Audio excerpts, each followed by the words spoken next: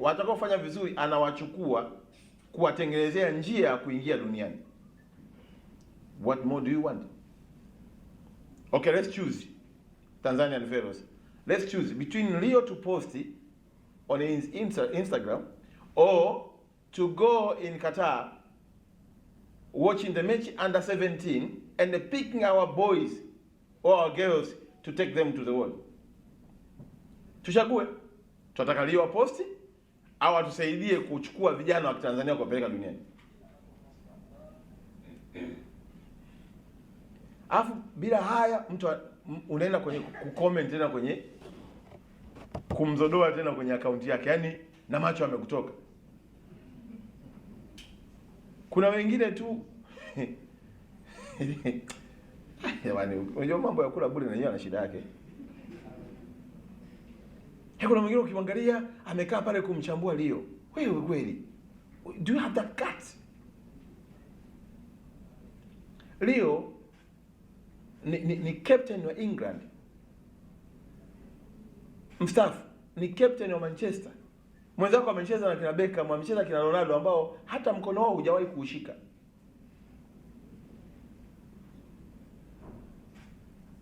Alafu kwa sababu ya tofauti zetu tu hapa za mipira hapa, tunaanza kumuingiza mgeni wetu kwenye mijadala ambayo haina eti. Lakini angalia la pili. Leo kupitia ziara yake hii hapa, kupitia ziara yake amegundua potential tulionao Tanzania ya uwekezaji ni kubwa. Ndio maana hapa mnamwona waziri wetu wa ardhi amekaa hapa. Leo amefanya kazi na makampuni makubwa kiasi kwamba yako tayari kuja kuwekeza Tanzania, na hapa tayari wameshakubaliana na waziri wa ardhi. Timu ya Leo na timu ya Wizara ya Ardhi wanaanza discussion namna gani tubadilishe miji yetu kuifanya kwa miji ya kisasa.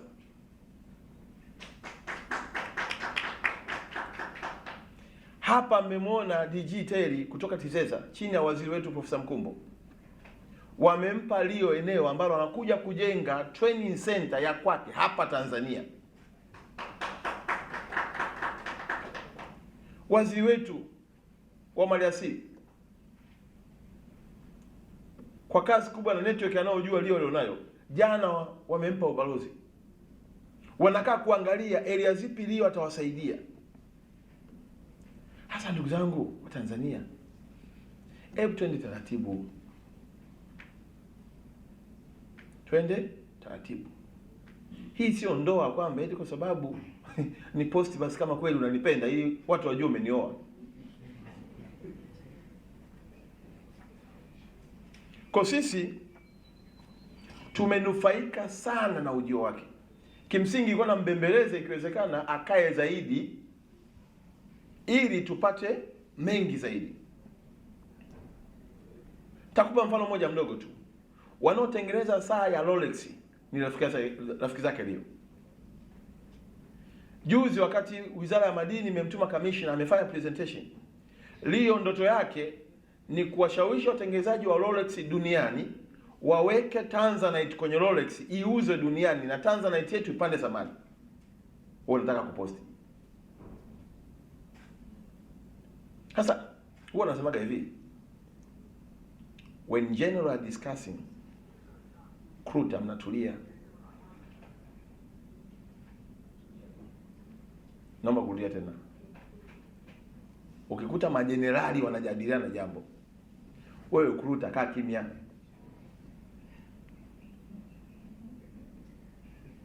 Si kama mnaelewa? Mkikuta majenerali wanajadiliana jambo, wewe Kruta kaa kimya. When general are talking, just keep quiet. Sasa ni waombe wizara yetu, tunayo ndoto ya kuhakikisha tunatumia kila network tutakayokuwa nayo kutoa mchango chanya wa kutimiza ndoto za Watanzania, hasa watoto wenye vipaji wanahitaji kushikwa mkono.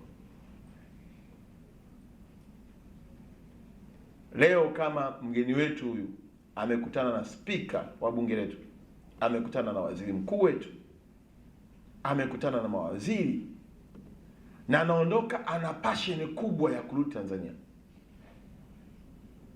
Na moja swali ambalo mwandishi mmoja muuliza, sitaisema nini, mimi nataka aje ajibu mwenyewe ndio. Ndoto yake kuhusiana na wachezaji wakubwa, malegend kuja Tanzania. Hiyo ni moja ya plani yake, atakuja kujibu yeye mwenyewe. Kwa kwetu sisi tunao matumaini makubwa na ujio wake, na hatutaacha kuwaleta watu watakaoleta manufaa kwenye taifa letu. Kwenye maisha ni kupambana, ni kujaribu, ni kujituma. Katika ule wataka 10 utapata 2, utashukuru Mungu, lakini hautakata tamaa. Yawezekana ukataka 10 usipate 1, bado hautakata nini? Tamaa. You continue fighting. Na mimi nataka kuwaomba vijana wenzangu, mmeshawahi kufikiria kama mlima Kilimanjaro ni mrefu kwa Afrika nzima na kwa dunia ni wangapi? Wa pili. Hebu tuulizane tu, sisi tulishawahi kuposti mlima Kilimanjaro tukautangaza? Serengeti hapa imekuwa mbuga inayopewa tuzo mara ngapi? Hata ikitokea tu kwamba jamani tunashindana, pigeni kura, wewe umeshawahi kushiriki kuhamasisha watu wangapi wapige kura kwa ajili ya Serengeti iendelee kuwa mbuga bora duniani? Sasa kama hujawahi kufanya, basi hebu tufanye, tupromote nchi yetu in a positive way. Leo kwa kweli sio siku yangu ya kusema, leo ni siku yangu na mimi ya kusikiliza. Unapokuwa na mgeni ukampokea, akapata nafasi ya kutembelea nchi yako na mkapata fursa ya kumuonyesha mambo makubwa mazuri yanayofanywa na serikali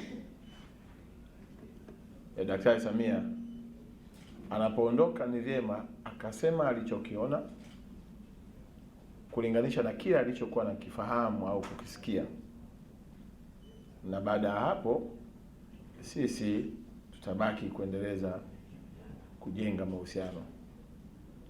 Lakini kwa summary tu kwamba tumekuwa na wakati mzuri sana na waziri wetu wa nyumba na makazi, ambaye sasa pia tuko naye hapa kwa sababu tuko na kikao naye ndani. Tumekuwa na wakati mzuri sana na mkurugenzi wetu mtendaji wa TISEZA Bwana Teli akiwakilisha wizara yetu ya uwekezaji. Lakini tumekuwa na wakati mzuri sana na kamishna wa madini akimwakilisha waziri wetu wa madini. Tumekuwa na wakati mzuri sana na waziri wetu wa utalii, dada yangu Dr. Ashanti, naye ambaye tulikuwa naye jana pia.